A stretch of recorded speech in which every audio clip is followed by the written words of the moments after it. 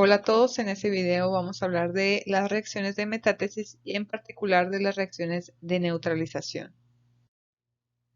Las reacciones de metátesis son aquellas en donde ocurre un doble desplazamiento, ya que implican el intercambio de componentes entre dos compuestos diferentes. Hay que recordar que en este tipo de reacciones el estado de oxidación de los elementos que están participando no se modifica. Dentro de las reacciones de metátesis identificamos a las reacciones de precipitación y a las reacciones de neutralización. En este caso nos vamos a enfocar en las reacciones de neutralización que ocurre entre ácidos y bases. Las reacciones de neutralización ácido-base son aquellas que ocurren entre un ácido y un hidróxido metálico para producir sal y agua. Y vamos a observar un ejemplo que tenemos aquí, es la reacción entre hidróxido de sodio y ácido clorhídrico. Como producto de esta reacción se genera cloruro de sodio y la molécula de agua. Hay que observar que en la sal que se genera vamos a identificar al catión del hidróxido o al catión de la base y al anión del ácido. Y los átomos de hidrógeno del ácido y de los átomos del hidroxilo de la base son los que van a unirse para formar la molécula del agua. Por lo tanto, se conoce o se identifica a la fuerza impulsora para este tipo de reacciones, que es la combinación del ion hidrógeno y el ion hidroxilo para formar las moléculas del agua. Podemos representar esta reacción utilizando ecuaciones moleculares, ecuaciones iónicas y ecuaciones iónicas netas. Entonces, en el caso de la ecuación molecular es donde podemos observar a todos los reactivos y productos en forma de moléculas y es la manera más común en la que las representamos. Pero para poder entender un poco más este tipo de reacciones, utilizamos las ecuaciones iónicas, en donde vamos a representar a cada uno de los iones presentes al estar el hidróxido de sodio y el ácido clorhídrico en disolución acuosa. Aquí hay que recordar que tanto el hidróxido de sodio como el ácido clorhídrico son electrolitos fuertes o son ácidos y bases fuertes. Por lo tanto, al estar en disolución acuosa, se disuelven o se ionizan de manera completa o de manera total. Quiere decir que en esta disolución vamos a tener presentes iones sodio, iones hidroxilo, iones hidrógeno y iones cloro. Y habíamos mencionado que la fuerza impulsora de este tipo de reacciones es la atracción o la combinación entre iones hidrógeno con iones hidroxilo. Por lo tanto, estos se van a mezclar y van a formar la molécula del agua. Y los iones de sodio y los iones de cloro, al ser iones solubles o al ser la sal o el cloruro de sodio un compuesto soluble, van a permanecer en forma de iones y estos son los que vamos a identificar como iones espectadores.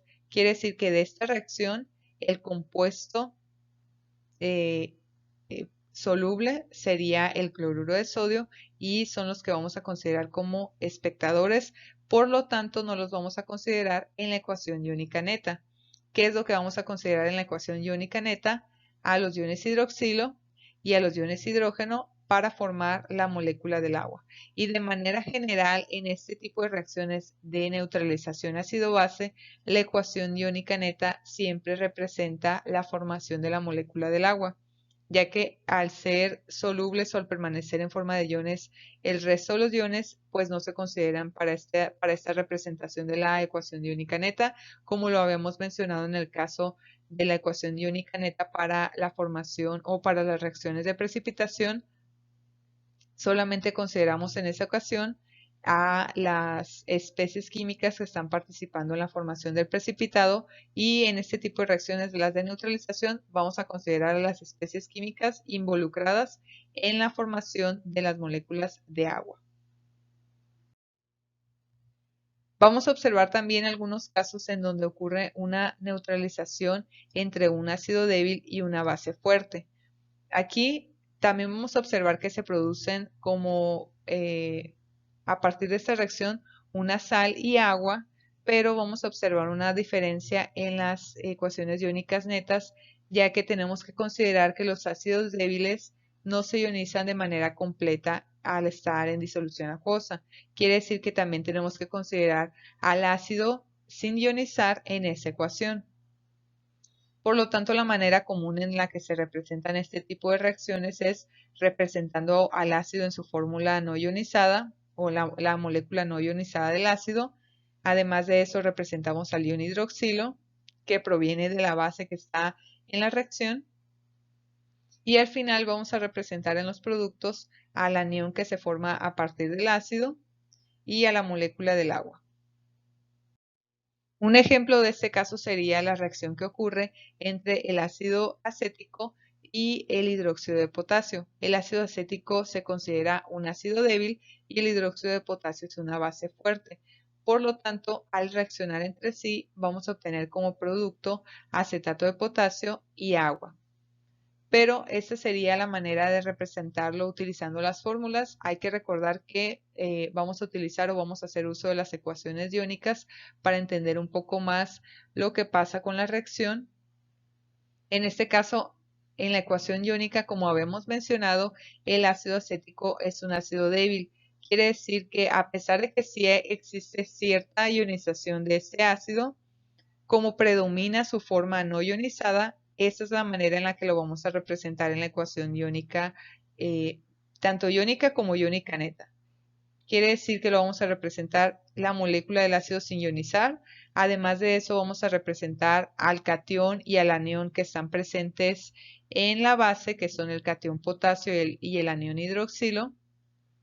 Y como productos, hay que recordar que obtuvimos acetato de potasio, quiere decir que esta sal, al ser soluble o al ser un compuesto soluble, va a estar presente en la disolución acuosa en forma de sus iones.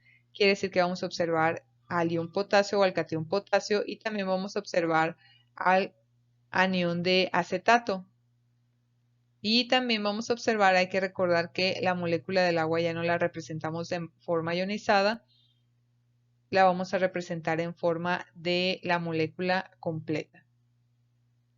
Y podemos observar en este punto, podemos analizar o podemos identificar que el ion espectador de esta ecuación es el catión de potasio, ya que no está involucrado en la formación de agua y tampoco no está involucrado o no está incluido en la fórmula del ácido débil que está participando en la reacción.